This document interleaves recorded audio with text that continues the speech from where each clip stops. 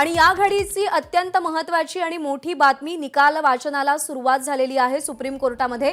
आणि सुप्रीम कोर्टामध्ये समलैंगिक विवाहावरती निकाल वाचन सुरू आहे। विशेष विवाह कायद्यातील बदलाचे अधिकार आमच्याकडे नाहीत असं कोर्टाने सांगितलेलं आहे।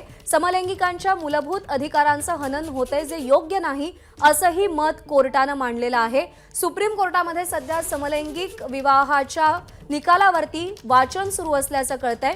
समलैंगिकांच्या मूलभूत अधिकारांचं हनन होते जे योग्य नाही असं सांगत असतानाच विशेष विवाह कायद्यामध्ये बदल करण्याचे अधिकार आमच्याकडे नाहीत असंही मत कोर्टाने नोंदवलेलं आहे।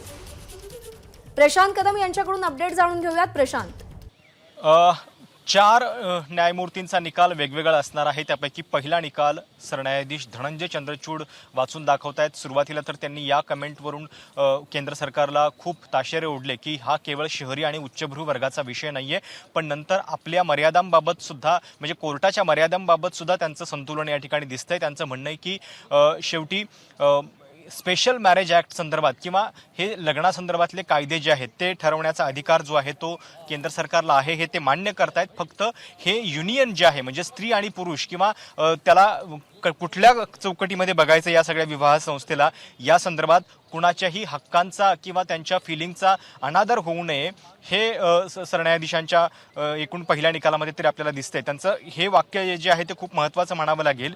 It is for the parliament to decide whether a change in the regime of the special marriage act is needed. म्हणजे जर काळानुरूप आता या स्पेशल मॅरेज ॲक्टमध्ये की जो 1954चा कायदा आहे त्याच्यामध्ये जर काही बदल करायचे असतील तर त्याचा विचार करणं हे केंद्र सरकारचं काम आहे, ही त्यांची कमेंट आहे।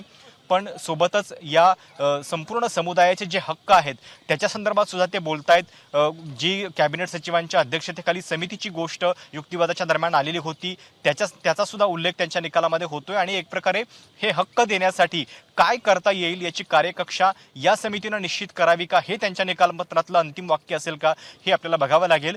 निकाल अजूनही वाचून दाखवला जातोय। 4 वेगवेगळे निकाल आहेत, 4ही निकाल वाचून दाखवलेत का जातात का हे आपल्याला बघावं लागेल। निश्चित, त्यामुळे आता न्यायमूर्ती धनंजय चंद्रचूड यांनी जो निकाल दिलेला आहे त्याचं वाचन पूर्ण झालंय।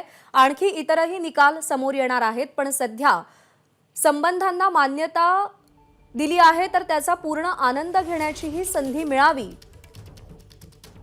अशी सुद्धा टिप्पणी या वाचनादरम्यान करण्यात आलेली आहे। पण विशेष विवाह कायद्यामध्ये आम्ही बदल करू शकत नाही, ते अधिकार आमच्याकडे नाहीत असं एक महत्त्वपूर्ण विधान सुद्धा या वाचनादरम्यान कोर्टाच्या वतीने केलं गेलं। एबीपी माझा, उघडा डोळे बघा नीट।